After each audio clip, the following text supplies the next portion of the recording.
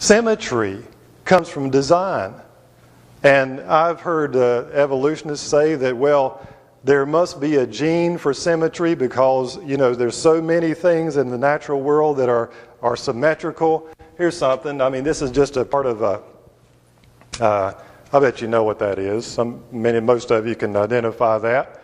It's the back end of a horseshoe crab, but you can see that is beautifully symmetrical. Perhaps you can see it better on my shirt here. And the evolutionists make the argument oftentimes that there's a gene, some kind of a code in there that makes everything symmetrical.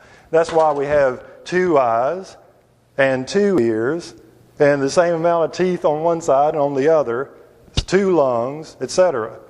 Well, that cannot be so, because even though we appear to be symmetrical, I mean, if I turn this way, I'm no longer symmetrical. I'm only symmetrical this way for one thing. I'm not symmetrical this way. But here's the other thing. Even though our bodies appear to be symmetrical on the front, it's deceiving because our heart is not symmetrical. Our stomach is not symmetrical. Our pancreas is on one side. Our liver is is not symmetrical. It's not even in the center. So there's all these organs that are internal that are not symmetrical. So if there's a gene in there that says everything has to be symmetrical, why is it not acting consistently? It isn't. So it has to be designed that way. It has to be designed to look symmetrical when it actually isn't on the inside. Now, I want to infinitely compound problems for the evolutionists once more by noticing that an eye cannot function by itself. An eye has to have the brain to interpret the signals. But here's the next problem. The brain cannot function by itself. It must have the heart to pump blood to it. But wait, if you've got all 3 of those elements, it still doesn't work because the heart cannot operate by itself. It must have the lungs to provide oxygen. And on and on and on we could go. The fact is that unless you have the whole body, unless the whole body is complete with all of the organs and all of the complex systems of the body, all existing and functioning, nothing works. Nothing works unless everything works, because the systems of the body are interdependent, not independent. You can't take your eye out and set it over here on the table and have it look back at you. It is dependent on everything else in the body. So the question arises, could the undirected element of chance chemical reactions, have brought all these independently complex parts together in the same instant, simultaneously, to create such an internally interdependent marvel that is our human body? Well, the answer is still 0. 0, 0, 0. No chance. There is no chance. And you can take a row of zeros around the earth and out past the moon and the sun, across the Milky Way galaxy, and all you will ever find is zeros. Sometimes I wonder if we human beings have not lost our minds.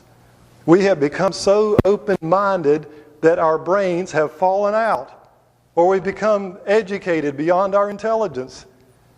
Look, I want to make something very, very clear. That is that I am not saying that the idea that God created the human body and everything else is just as valid an explanation of our origins as is evolution. I am saying that the evidence is so overwhelming that you have to be taught out of what should be obvious in order to believe it.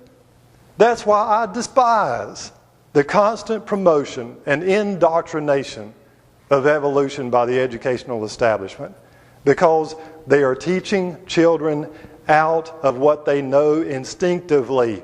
That is, that there is a God who created them and loves them. I am convinced that most people who have accepted evolution generally in the past were not convinced by evidence, but rather have been victims of what we might call groupthink or herd mentality, or perhaps they wanted to be viewed as intellectual or a contemporary thinker, enlightened and scientific. The truth is that all the evidence is on one side, the side of God creating the heavens and the earth, just like Genesis 1:1 says. Faith in evolution is intellectual laziness. Nothing becomes more complex by itself. Darwin's theory of evolution is a 150-year-old outdated system that Darwin himself would have rejected had he known what we know today, like the complex genetic codes of DNA and RNA, where each cell has about 60,000 different proteins that combine in hundreds of different structures. In every single one of your 100 trillion cells, there is a universe of complexity that evolution can never explain. And a veil of billions and billions of years cannot make plausible. But it's still taught. It's still taught as though it's established fact, when in fact, the emperor has no clothes. Do you remember that children's fable? Jamie, hand me that book right there. Pardon me. The emperor's new clothes. Does anybody remember that story? Here's a very vain emperor, and he's always dressing up and looking cool, and he's very vain and prideful. And there were some weavers that come along that are very sly and wise. And what happens is these weavers say, well, we can make you a set of clothes that is so wonderful that only the wise and the understanding can see them. And so what happens is the emperor commissions these two weavers to weave this special, wonderful garment, and then make an outfit for the emperor to wear as he parades through the street. And I'll read just a portion of this. He said, he sent his faithful old prime minister to look at the cloth in his place. The weavers led the prime minister to their loom. He could not see us. He couldn't see a single thread. Oh dear, he thought, if the emperor finds out I can't see the cloth, I will lose my job. I must pretend I can see it. It's the most beautiful piece of cloth in the world, he told the emperor on his return to the palace. The emperor decided perhaps he would go and see it for himself after all. He gathered his favorite counselors around him and went to the weavers. Show us our beautiful new cloth, he said. Can you not see it? It is there on the loom, said the weavers. So it is, said the emperor, his voice full of admiration and his heart full of shame because he could not see the cloth either. But then neither could anyone else see it, though everyone thought everyone else could see it.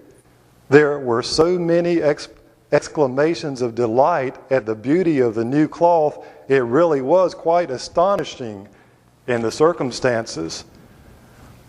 Make me a suit of the clothes from the cloth, and I will wear it in the procession tomorrow.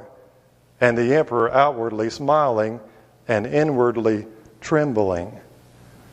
Well, I don't have time to go through the whole rest of this book, but you will remember that the emperor went out, and there was one little boy who had the nerve to say, "The emperor has no clothes." The establishment of evolutionary teaching is the emperor today. And in the epitome of pride and arrogance, he wants to hold the degree that says, "I have discovered the origin of life." Well, sorry. God beat you to it.